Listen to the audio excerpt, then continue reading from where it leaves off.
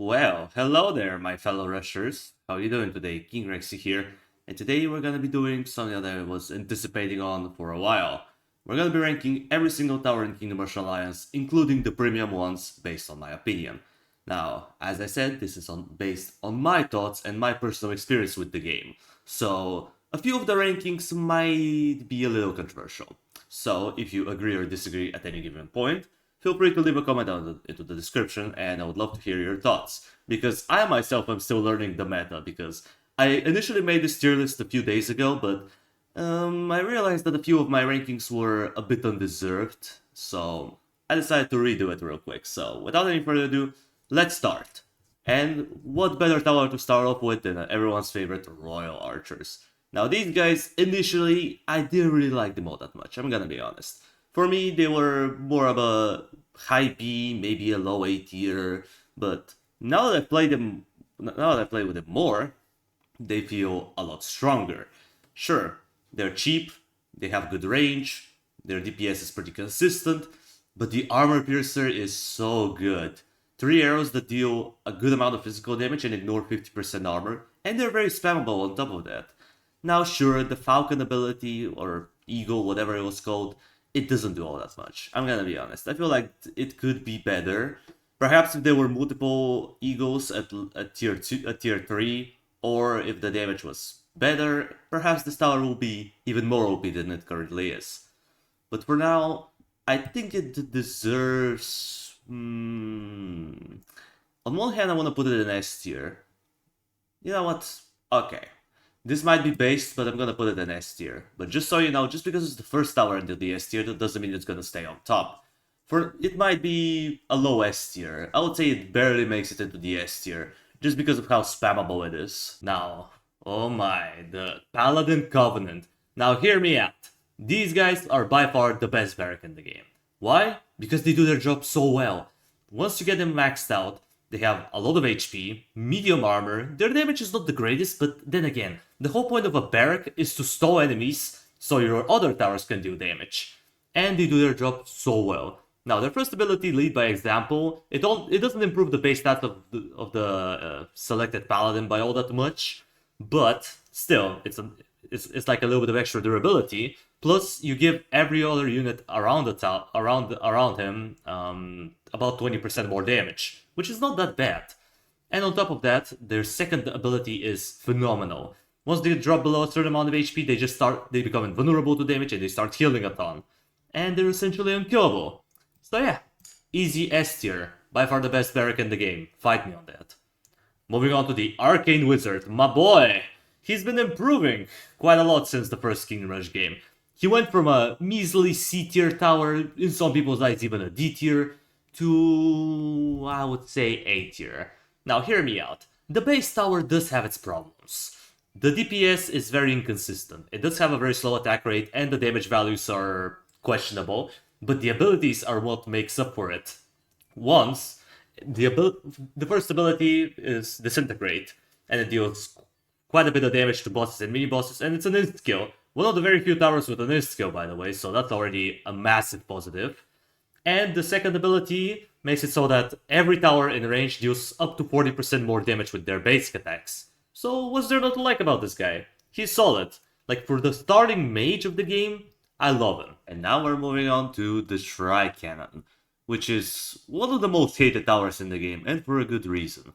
They're basically like the Rocket Riders in a way, because they're very expensive, their abilities are pricey, they have slow attack speed, and on top of that, as the name suggests, they shoot 3 artillery projectiles. So you may be thinking it's good because it spreads the damage, but most of the time you want all of the shots to be focused in one area so you can do as much damage as possible, and the tower doesn't do it very often. So it's kinda bad. Sure, it performs well in the first and second area, but every tower does that. In the third area, which is where the real game starts, this tower just falls off. You'll be better off with other artilleries. Unfortunately, it will have to go into the D tier. Moving on to the Arborian Emissary. Now, this boy is really strong. Now, the base tower itself may not look that impressive. It has massive range, kinda low damage, but good attack speed. But what does it do? Well, a lot of people don't realize this, but every time it hits an enemy with its basic attack, they become cursed and they take more damage. I believe it goes from 20 to 30 to 40 and then 50% bonus damage. And the funny thing is, you think this will not work on mini bosses and bosses, but it does. I don't know why, but it does. So that makes boss levels incredibly easy. Outside of, I think, the Overseer. For some reason, the Overseer is immune to this effect, while other bosses are not. That feels a little bit of a discrimination, but it is what it is. And the abilities of the tower are not that bad either. The first ability is really good for healing up your units and protecting the choke point. And the second one just stuns up to 8 enemies and for 3 seconds and deals 40 true damage. Just massively good tower. Try to utilize it as much as you can, because oh boy, it's a really good one. Moving on to the Demon Pit. Now, this barrack is probably the worst in the game. At tier 4, these guys don't even have 30 HP. They don't even have 30 HP. Do you realize how low this is? They can get one-shotted at tier 4. None of the other barracks have this issue, except for these guys, which is really sad. Now, you may be thinking, well, that's kind of the point of them. You want them to die so they can do their death explosion.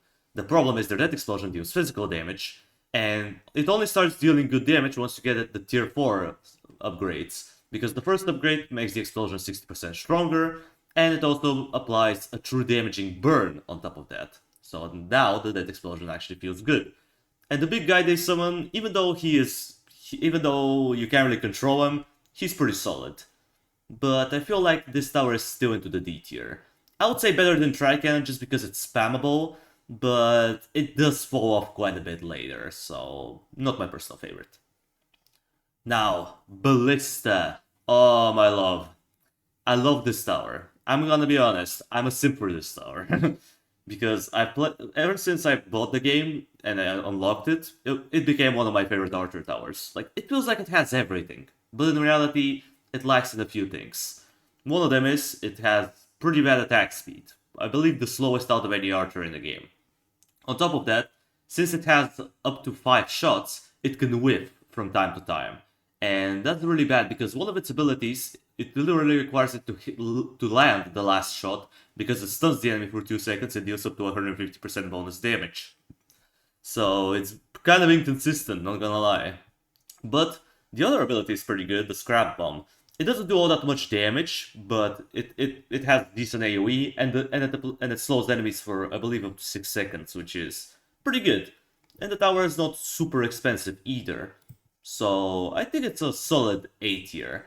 I'm not gonna put it into the S tier. Normally I would put it in the S tier, but I think it's just barely not there. If it didn't whiff as much, maybe it will be low S tier, but for now it's gonna be stuck into the A tier.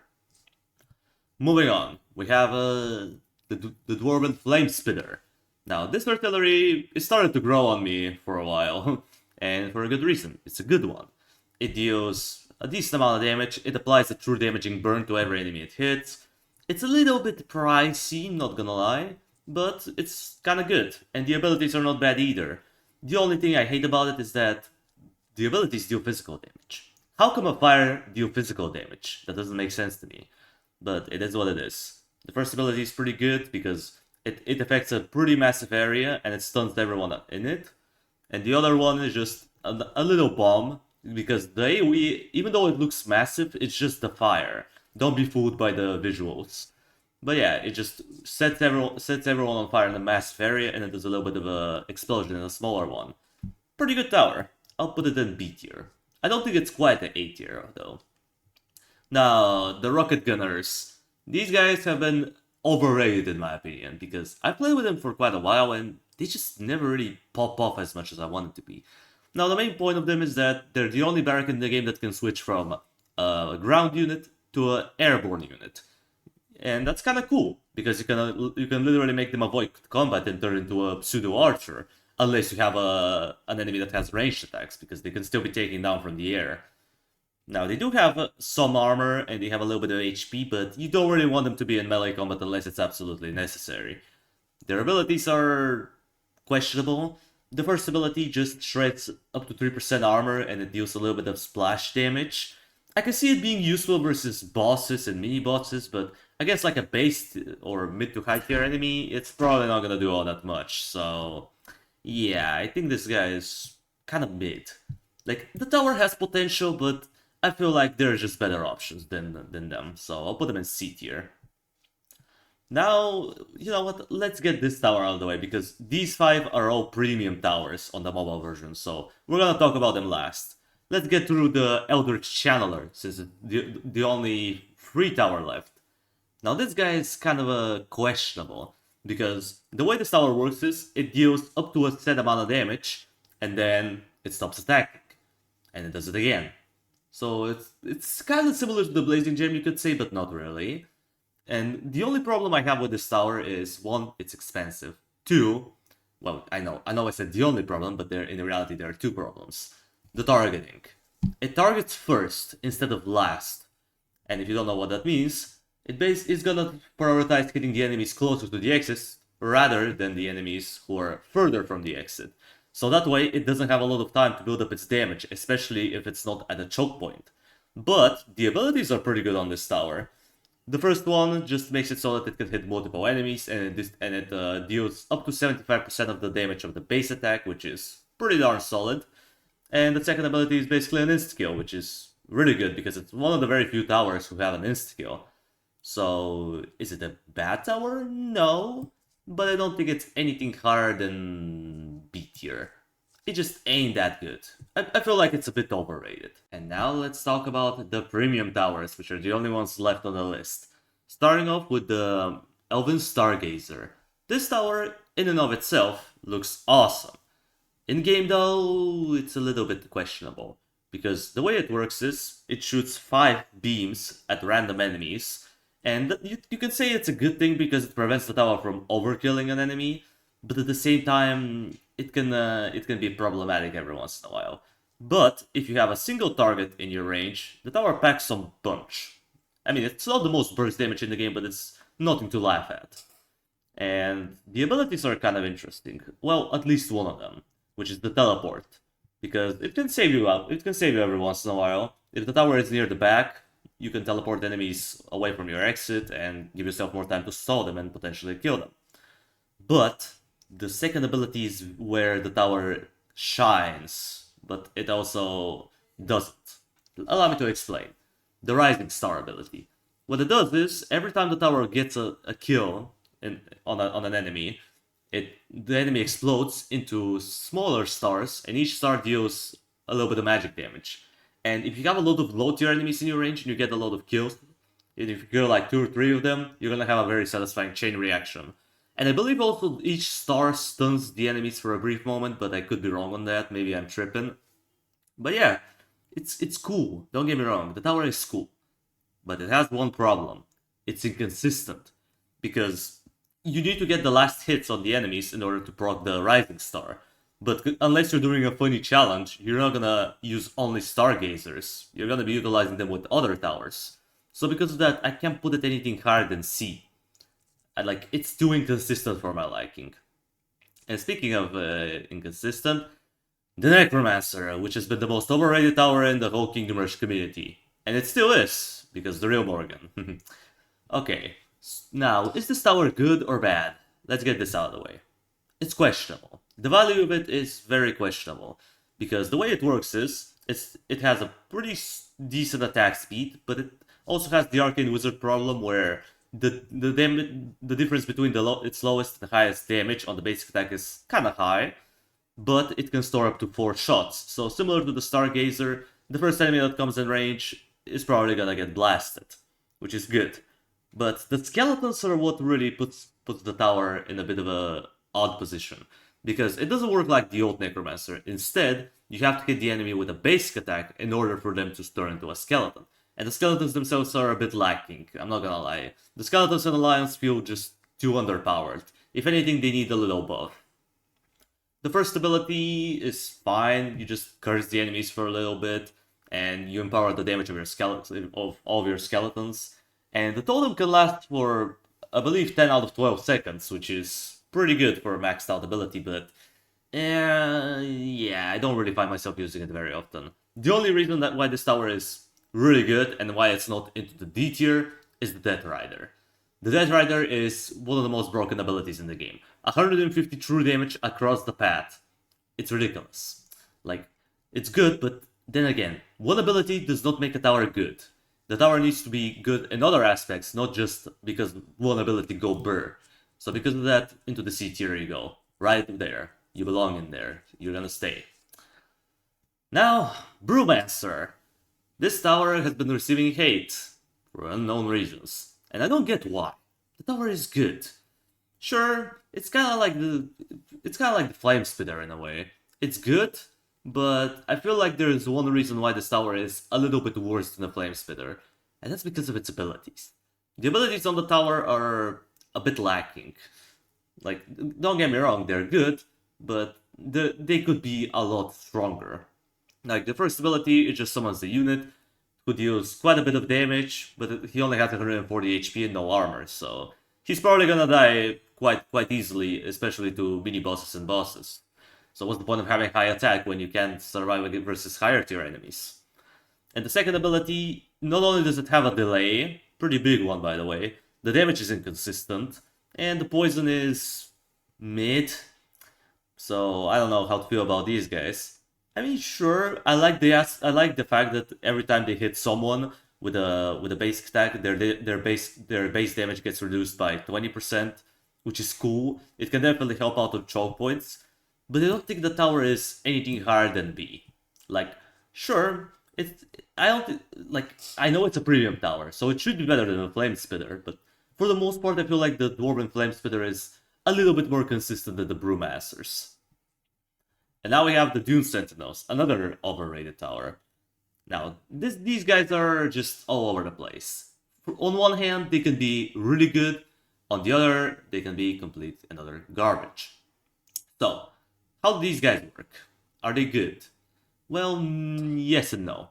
Because you see, the problem with them is their basic attacks, they bounce. But the problem is, every time they bounce, each bounce deals less damage. And the bounces increase. So from tier 1 to tier 4, you're gonna get a lot of more bounces. I believe once you get the tower up to tier 4, you get 5 bounces in total, which is a lot.